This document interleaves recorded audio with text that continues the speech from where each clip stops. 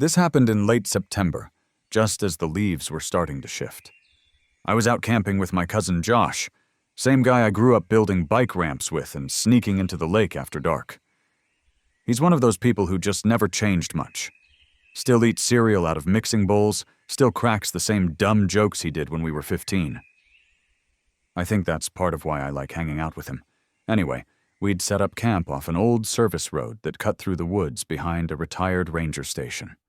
Nothing fancy, just 2 tents, a little fire ring, and a cooler full of cheap beer and bratwursts. We weren't even really doing the whole wilderness survival thing. We just wanted a weekend where nobody could reach us. That night, after we ate and just sat out watching the fire burn down to coals, I got up to take a leak. The woods weren't pitch black yet, but it was close. You could still kind of see the silhouettes of the trees against the sky. I stepped away from camp maybe 20 or 30 feet. Not far, just enough to not be weird about it. That's when I noticed something. My eyes were still adjusting, kind of foggy, and at first I thought it was just a weird patch of light bouncing off the trees. But something about it felt off. It was like there was this tall shape, way too still, almost like it was waiting. It wasn't a big deal. I was simply curious, if anything. I leaned slightly to one side to see around a tree, and the shape leaned too, like perfect timing. Not late, not early, just mirrored me. And that's when my body caught on before my brain did. I felt this cold pinprick ripple down my spine, like the air changed, like something saw me noticing it. I zipped up fast and backed toward the fire, where Josh was half asleep with a beer in his hand. I didn't even say anything at first. I just kept glancing over my shoulder like I was expecting something to step out from behind a tree. When I finally did tell him, he didn't laugh it off. He just said, "You sure it wasn't a deer?" But even he knew the way I said it. It wasn't a deer. I stayed up for a while that night, just watching the tree line. Nothing ever stepped out. Nothing moved. But I couldn't shake the feeling that whatever I saw, it knew we were there. Honestly, it didn't really scare the hell out of me, but we talked about it in the morning. We had no clue what it was, and figured it'd just be safer to head out. I mean, not knowing if it was some person messing around, or worse, planning something. That's way creepier than seeing a ghost, if you ask me. We were supposed to stay one more night, but I looked at Josh and said, "Yeah, let's pack it up." He didn't even argue. We were out of there by noon.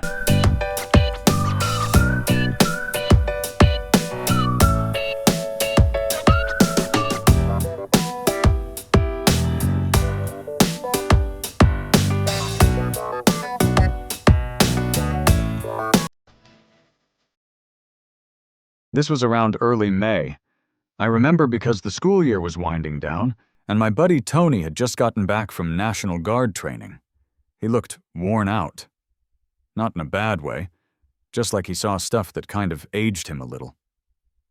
So when he invited me to go out with him for a weekend in his camper, I figured he just needed to decompress. We drove up to this quiet little fishing spot off some back road near Fort Polk. Middle of nowhere. No lights, no signal. Just pine trees, water, and whatever else was out there. It was supposed to be a relaxing time. Well, that first night, Tony was acting kinda off. Like he'd start talking about something, and then stop halfway through, stare off into the dark, and go, "Man, I'll..." Never mind. I didn't press. Figured he probably just had a little too much to drink. We just sat by the fire, tossing back, listening to frogs and crickets do their thing. For whatever reason, Tony later said he wanted to crash in his tent instead of the camper, said he wanted to fall asleep to the sound of the woods. I didn't think much of it. Figured he just needed the space, or maybe wanted to be alone with his thoughts. I got inside the camper and crashed out. But around 2 in the morning I woke up. It was dead silent. Like no bugs, no nothing. Felt a little too quiet. Then I realized Tony wasn't in his bunk. I forgot that he told me earlier he was going to sleep in his tent. His boots were still sitting by the door, though. I'm not sure what made me check outside. Maybe it was just this weird feeling, like someone was watching me through the camper window. So I grabbed the flashlight and stepped out. And I swear, I saw this shadowy figure standing in the trees about 30 feet away. He wasn't moving, not a step, just facing the camper, like he was waiting on me to come out. "Tony?" I called. Nothing. I moved the light up to the figure's face, and it wasn't him. Not even close. The eyes were wrong, like too shiny, too still. I backed up real slow and shut the camper door.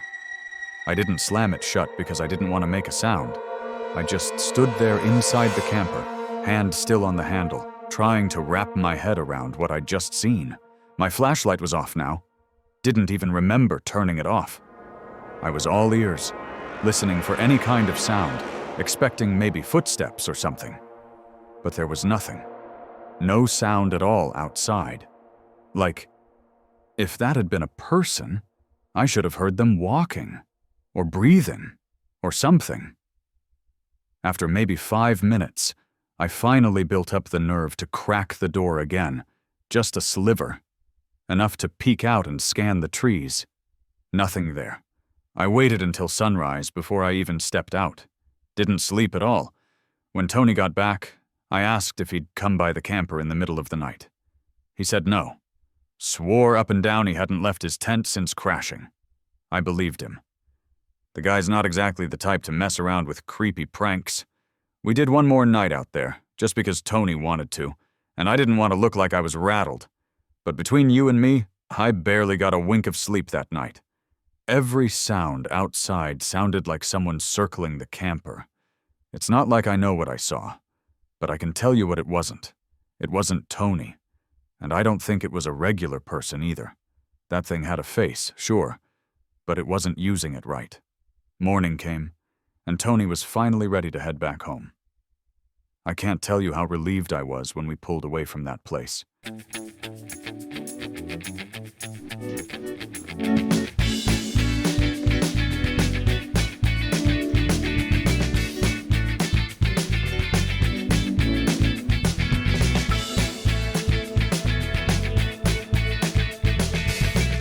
This was during a short phase in my life, when I thought van life was going to be my thing. I wasn't doing it full time, but I thought I was going to. I still had my apartment back in Tucson, but I had built out this old white Sprinter with a little fold-out bed, a small solar setup, and shelves packed with way too many canned goods for one person. I just liked having the freedom to disappear into nature for a few days. No neighbors, no emails, just me, some dusty trails, and Spotify downloads that always seemed to cut out when I needed music the most. This happened out in the Arizona desert, somewhere between Globe and Show Low. If you've driven out that way, you know there's miles and miles of empty nothing with these jagged rock cliffs and lonely stretches of road that don't even have names. I had pulled off the highway and followed a dirt road for maybe 15 minutes before finding this little patch of flat land with a view of the horizon that looked unreal when the sun started to dip.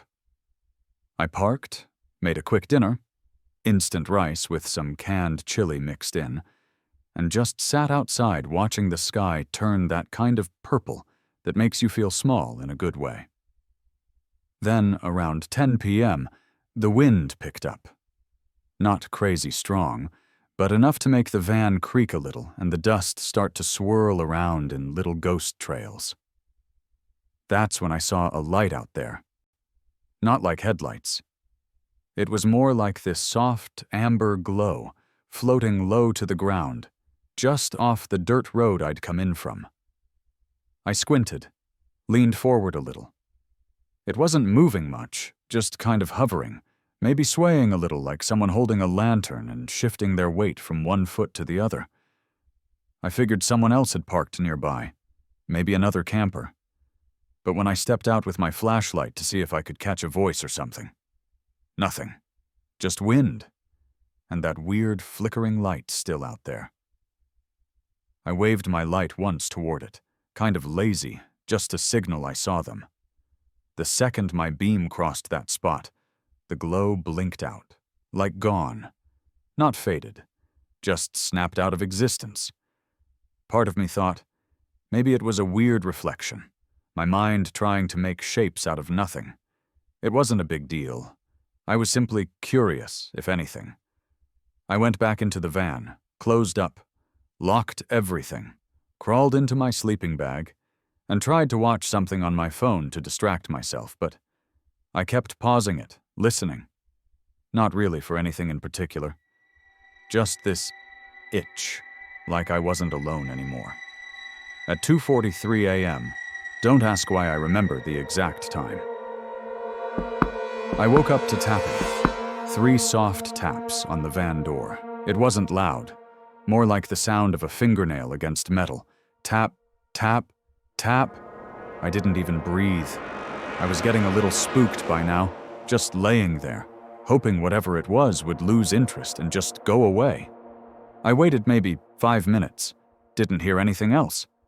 Thought maybe the wind knocked something loose and it brushed against the van. So I sat up, cracked the curtain near the back window.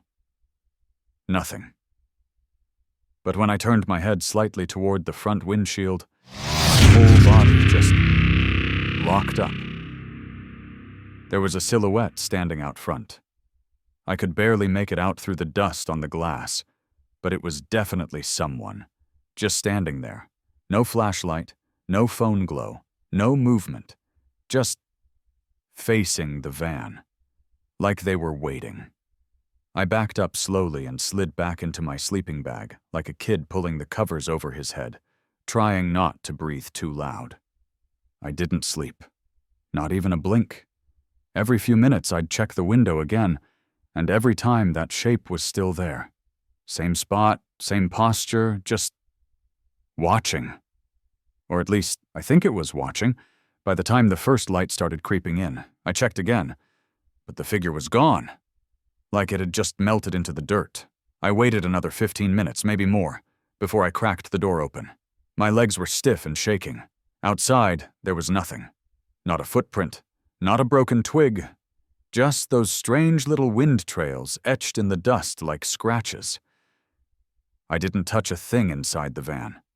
Left my coffee mug still half full on the counter. Drove out like I'd overstayed a welcome I was never supposed to get. Honestly, I keep telling myself it could have been anything. Maybe just someone camping nearby. But every time I think about the way that figure stood there, it cracks me up a little. Partly because, yeah, I still kind of believe it was a ghost. But mostly because of how close I came to losing it right then and there. I mean, I seriously almost shit myself.